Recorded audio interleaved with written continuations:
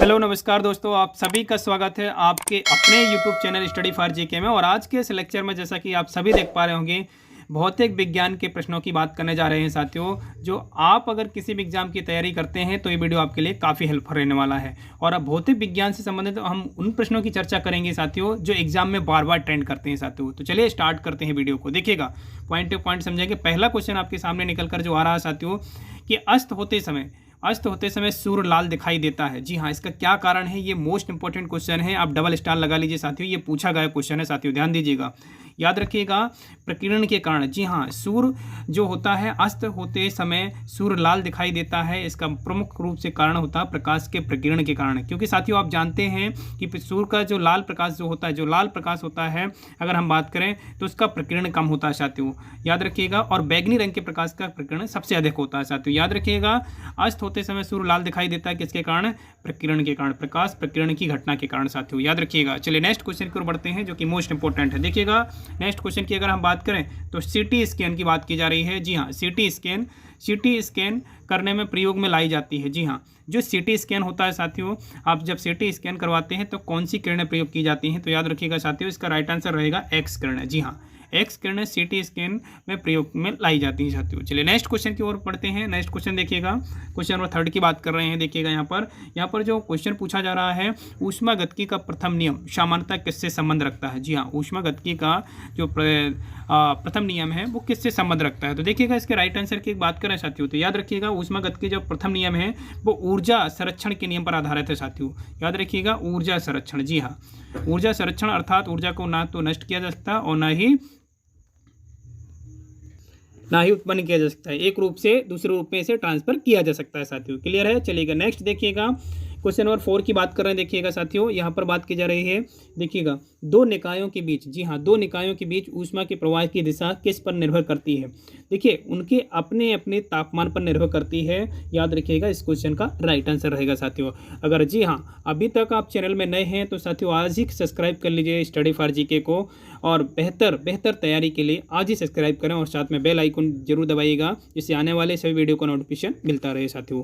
चलिएगा नेक्स्ट देखिएगा, question number 5 की जो बात करने जा रहे हैं, मोस्ट इंपॉर्टेंट है, किसमें संवहन होता है साथियों?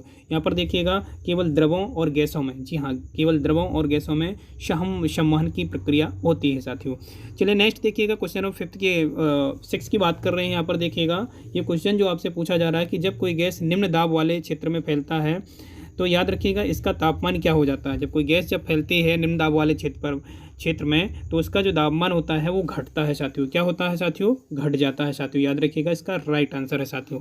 नेक्स्ट देखिएगा, क्वेश्चन नंबर 7 की जो बात करने जा रहे हैं साथियों। देखिएगा, यहाँ पर जो क्वेश्चन है, देखिएगा, सबसे अधिक ऊष्मीय क्षमता वाला होता है। जी हाँ, सबसे अधिक ऊष्मीय क्षमता वाला जो होता है वो जल होता है साथियों, याद रखिएगा। इस क्वेश्चन का राइट आंसर याद रखिएगा जल हो जाएगा साथियों। नेक्स्ट देखिएगा, question number 8, super fast video है तो जल्द ही लगाना पड़ेगा आपको साथियों, याद रखिएगा। सुपर फास्ट वीडियो है और सुपर फास्ट वीडियो में हमने टॉप 20 क्वेश्चन को रखा है साथियों, जो एग्जाम के नज़रिए से काफ़ी महत्वपूर्ण है साथियों।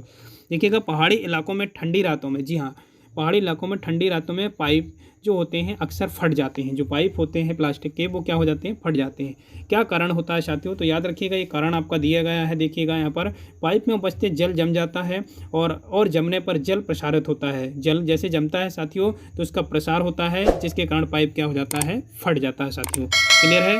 चलिएगा नेक्स्ट देखिएगा, नेक्स्ट क्वेश्चन देखिएगा साथियों, क्वेश्चन नंबर 9 की बात कर रहे हैं। देखिएगा, यहाँ पर जो बात की जा रही है कि एक स्वस्थ मनुष्य के शरीर का जो तापमान होता है वो कितना होता है साथियों।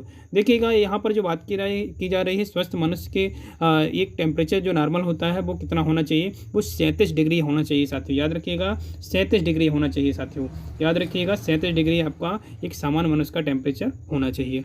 नेक्स्ट देखिएगा, क्वेश्चन नंबर 10 की जो बात कर रहे हैं हम, यहाँ पर देखिए, जब बर्फ़ पिघलती है तब बर्फ़ का आयतन क्या हो जाता है? घट जाता है या बढ़ जाता है? तो ये क्वेश्चन बिल्कुल सामान्यतः पूछा जाने वाला प्रश्न है साथियों।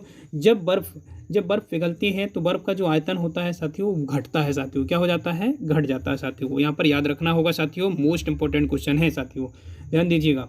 देखिएगा, यहाँ पर यहाँ पर जो क्वेश्चन नंबर 11 है साथियों, यहाँ पर जो बात की जा रही है प्यारे दोस्तों ध्यान दीजिएगा, कमरे में लगा हुआ वातानुकूलक यानी यहाँ पर किसकी बात कर रहे हैं, एसी की बात कर रहे हैं, क्या नियंत्रण करता है, केवल आर्द्रता एवं तापक्रम को नियंत्रण करने का काम करता है साथियों, याद रखिएगा। इस क्वेश्चन का राइट आंसर रहेगा साथियों। चलिएगा नेक्स्ट देखिएगा, क्वेश्चन नंबर 12 देखिएगा। यहाँ पर जो बात की जा रही है साथियों कि पसीने का मुख्य उपयोग होता है। जी देखिए, आपके इस बॉडी में जो पसीना आता है वो गर्मियों के टाइम में ज़्यादा आता होगा, क्योंकि उस समय टेम्परेचर ज़्यादा होता है ना। अगर हम क्लाइमेट की अगर बात करें और बॉडी की अगर बात करें तो पसीना जो होता है साथियों ये शरीर के ताप को नियंत्रित कर रखने के लिए ज़्यादा उपयोगी होता है साथियों, याद रखिएगा। इस क्वेश्चन का राइट आंसर क्या रहेगा आपका, शरीर के ताप को नियंत्रित रखने में उपयोगी है साथियों पसीना आपका। क्लियर है। देखिएगा 13 क्वेश्चन की ओर बढ़ते हैं। देखिएगा इंद्रधनुष में रंगों का जो क्रम है वो क्या है साथियों। देखिए इंद्रधनुष आप सभी ने देखा होगा, बारिश के समय बनता है साथियों, आकाश पर दिखाई देने वाला इंद्रधनुष है ये साथियों। और यहाँ पर जो बात की जा रही है कि इंद्रधनुष में रंगों का जो क्रम होता है वो क्या होता है साथियों। देखिए बैगनी, जामुनी, नीला, हरा, पीला, नारंगी साथियों ये क्या है, और लाल ये क्या है, क्रम है। लेकिन साथियों अगर इसको ट्रिक से याद रखना चाहते हैं तो आपको ट्रिक बता देता हूं, बेहतरीन तरीके से याद रख पाएंगे और काफ़ी लंबे समय तक के लिए याद रख पाएंगे। देखिए साथियों यहाँ पर आपको बेजानी, हापी, नाला क्या याद रखना है साथियों, बेजानी हापी, नाला क्या याद रखेंगे, बेजानी, हापी, नाला साथियों। देखिएगा अब ये बोलेंगे कि आप एक कैसी ट्रिक है, तो बिल्कुल आसान ट्रिक है साथियों, बेजानी, हापी, नाला।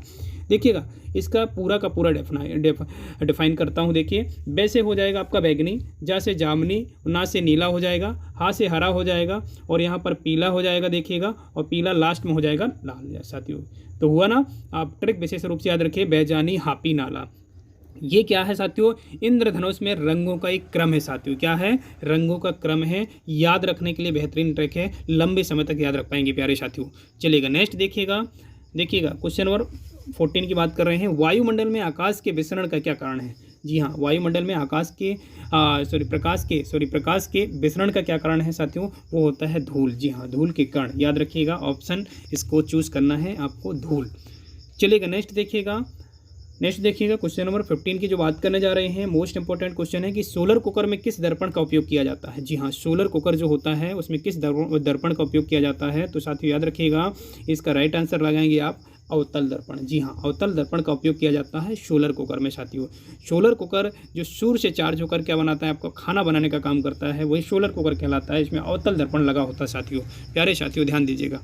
नेक्स्ट देखिएगा क्वेश्चन नंबर 16 की जो बात करने जा रहे हैं, मोस्ट इंपॉर्टेंट क्वेश्चन है साथियों, ध्यान दीजिएगा। यहाँ पर जो बात की जा रही है कि धूप के चश्मे की पावर कितनी होती है।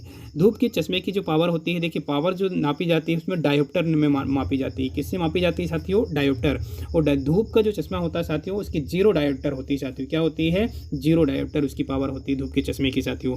क्लियर है। चलिएगा नेक्स्ट देखिएगा क्वेश्चन नंबर देखिएगा साथियों। क्वेश्चन नंबर 17 की बात करने जा रहे हैं। सुपर फास्ट वीडियो साथियों, ध्यान से लगाइएगा वीडियो को, है ना, 1 से 2 बार जरूर देखिएगा, और वीडियो अगर पसंद आता तो शेयर जरूर कीजिएगा साथियों। जी हाँ, देखिएगा यहाँ पर जो बात की जा रही है, घरेलू विद्युत तारों का संयोजन किस रूप में किया जाता है। डबल स्टार लगा लीजिए और दिमाग में बैठा लीजिए, क्वेश्चन को छपेगा बिल्कुल एग्जाम में, याद रखिएगा साथियों, है ना। घरेलू विद्युत तारों का संयोजन जो होता है साथियों वो किस क्रम में होता है, श्रेणी क्रम संयोजन भी रहता है उसमें ऑप्शन, और समांतर क्रम भी रहता है। तो आपको समांतर क्रम राइट आंसर लगाना होगा प्यारे साथियों, याद रखिएगा समांतर क्रम।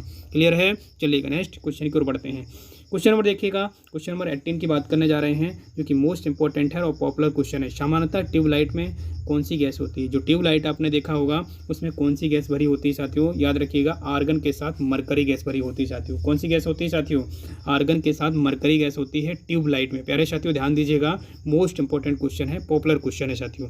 चलिएगा नेक्स्ट देखिएगा प्रतिरोध की बात कर रहे हैं। प्रतिरोध देखिएगा, प्रतिरोध जो होता है साथियों, पहले तो समझिए प्रतिरोध क्या है। विद्युत धारा के मार्ग में डाली गई रुकावट को क्या बोलते हैं साथियों, प्रतिरोध बोलते हैं, रेजिस्टेंस बोलते हैं साथियों, याद रखिएगा। और प्रतिरोध का जो मात्रक है साथियों वो होता है ओम साथियों। ओम याद रखना है, ये साइन भी आप इस टाइप से याद रख सकते हैं, ओम का याद रखिएगा। प्रतिरोध का मात्रक क्या होता है साथियों, ओम होता है साथियों, याद रखिएगा। 19 क्वेश्चन का राइट आंसर ओम हो जाएगा साथियों। चलिएगा नेक्स्ट देखिएगा, आज के सेशन का लास्ट क्वेश्चन है साथियों, दबा के लाइक कीजिएगा और वीडियो को शेयर कीजिएगा। देखिएगा यहाँ पर देखिएगा ट्रांसफार्मर प्रयुक्त होते हैं। जी हाँ, ट्रांसफार्मर आप सभी जानते हैं कि मध्य प्रदेश में अगर हम बात करें, ट्रांसफार्मर एक पार्ट है बहुत बड़ा, आप यूँ समझिए कि लाइट को कंट्रोल करने का। अब आप सोचेंगे कि लाइट बनाने का काम करता है क्या ट्रांसफार्मर? नहीं, याद रखिएगा लाइट को जो आपकी विद्युत होती है उसे घटाने और बढ़ाने का काम करता है साथियों। और ट्रांसफार्मर के दो प्रकार होते हैं साथियों, एक अपचाई ट्रांसफार्मर, एक उच्चाई ट्रांसफार्मर, आप सभी जानते होंगे। तो उच्चाई और अपचाई आपको याद रखना है, लेकिन यहाँ पर क्वेश्चन पूछा गया है कि ट्रांसफार्मर प्रयुक्त होते हैं। तो देखिएगा हमने अभी चर्चा की ना, ट्रांसफार्मर किस लिए प्रयुक्त होते हैं? वोल्टेज को घटाने और बढ़ाने के लिए, ठीक है ना। वोल्टेज को, अब कौन सा वोल्टेज, एसी वोल्टेज या डीसी वोल्टेज? तो देखिएगा यहाँ पर जो बात की जा रही है वो एसी वोल्टेज की बात की जा रही है। एसी वोल्टेज का अपचयन या उपचयन करने के लिए प्रयुक्त किए जाते हैं साथियों, ठीक है ना। याद रखिएगा क्वेश्चन नंबर 20 का राइट आंसर साथियों। वीडियो अगर पसंद आता है तो वीडियो को शेयर कीजिएगा, लाइक कीजिएगा, सब्सक्राइब कीजिएगा चैनल को। चलिए मिलते हैं नेक्स्ट वीडियो में इसी प्रकार के। तब तक के लिए जय हिंद, जय भारत साथियों।